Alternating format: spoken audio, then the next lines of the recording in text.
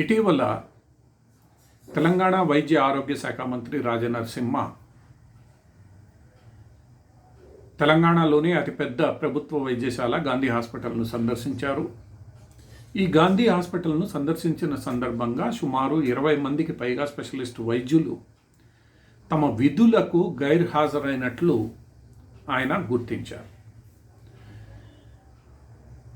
ఈ గైర్హాజరీపై మంత్రి అసంతృప్తి వ్యక్తం చేసినట్లు, ఆగ్రహం చెందినట్లు వార్తలు వెలువడ్డాయి. అయితే ప్రభుత్వ వైద్యశాలల్లో, ప్రభుత్వ వైద్య కళాశాలల్లో స్పెషలిస్ట్ వైద్యులు, అధ్యాపకుల సంఖ్య చాలా తక్కువగా ఉందని, కొరత ఎక్కువగా ఉందనే విషయం అందరికీ తెలిసిందే. అంతేకాకుండా వైద్యులందరూ నగర ప్రాంతాలకే పరిమితమవుతూ గ్రామీణ ప్రాంతాలకు వెళ్ళడానికి పెద్దగా ఆసక్తి చూపరనేది బహిరంగ సత్యం. ఈ ట్రెండ్ ఏదైతే ఉందో ఇది ఎప్పటి నుండో కొనసాగుతోంది. దీన్ని అరికట్టడానికి గ్రామీణ ప్రాంతాలలోని వైద్యశాలలు, వైద్య కళాశాలల్లో అధ్యాపకులు, వైద్యుల కొరతను తీర్చడానికి ప్రభుత్వం చేత విధాలా ప్రయత్నిస్తోంది. కానీ అది కావడం లేదు. గ్రామీణ ప్రాంతాలలో పరిస్థితి ఇలా ఉంటే, నగరాలలో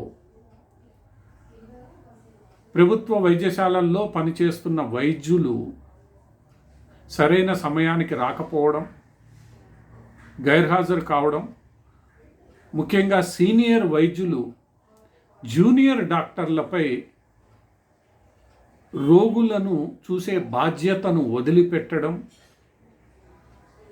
ఇతరత్ర సమస్యలు నిరంతరం గమనిస్తూ ఉంటాం. దీనిపై విమర్శలు, ఆరోపణలు అన్నీ జరుగుతూనే ఉంటాయి. వీటిని సరిదిద్దాల్సిన ప్రభుత్వం అప్పుడప్పుడు మంత్రుల పర్యటన సందర్భంగా వ్యాఖ్యలు చేయడం, హెచ్చరికలు జారీ చేయడంతో సరిపోతుంది. కానీ నిజంగా దీనిని అరికట్టడానికి అవసరమైన చర్యలను పూర్తి స్థాయిలో తీసుకోవడం లేదు. వైద్యుల గైర్హాజరీతో రోగులకు అందాల్సిన సరైన సేవలు అందడం లేదు. ఇక వైద్య కళాశాలలలో ఉపాధ్యాయుల గైర్హాజరీ, ఉపాధ్యాయుల కొరతతో భవిష్యత్తు వైద్యుల యొక్క విద్యకు సంబంధించిన నాణ్యతే ప్రశ్నార్థకంగా మిగిలిపోతుంది.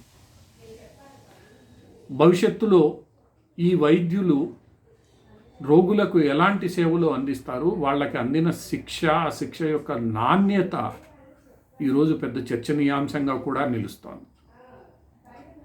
ఈ నేపథ్యంలో కేవలం హెచ్చరికలు జారీ చేయడము, తూతు మంత్రంగా ఆయా వైద్యశాలలను, వైద్య కళాశాలలను మంత్రులు పరిశీలించడం, ఆగ్రహాన్ని వ్యక్తం చేయడం కాకుండా ఈ మొత్తం వ్యవహారాన్ని సరిదిద్దడానికి అవసరమైన ఖచ్చితమైన చర్యలను అటు వైద్య ఆరోగ్య శాఖ, వైద్య విద్యాశాఖ ఇద్దరూ తీసుకోవాల్సింది.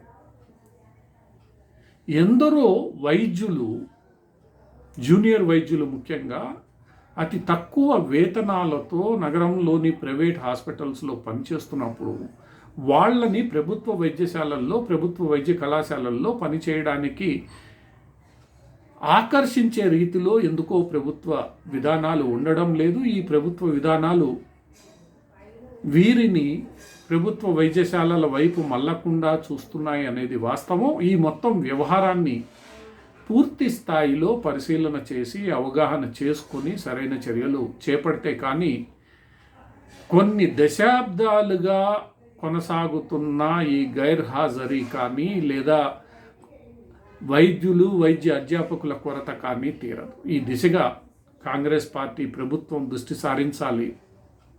సమస్యలు ఎన్నో, ఆ సమస్యలను కొంతైనా వీరు పరిష్కరించగలిగితే, కొంతైనా జూనియర్ వైద్యులు లేదా కొత్తగా వృత్తిలో ప్రవేశిస్తున్న వారిని ఆకర్షించగలిగితే, వారికి భరోసా ఇవ్వగలిగితే దీనిని అధిగమించడానికి వీలవుతుంది. తెలంగాణ ప్రభుత్వం ఈ దిశగా చర్యలు తీసుకుంటుందని ఆశిద్దాం. ఆ చర్యలు రోగులకు వైద్య విద్యార్థులకు పనికొచ్చేలా ఉంటే బాగుంటుంది.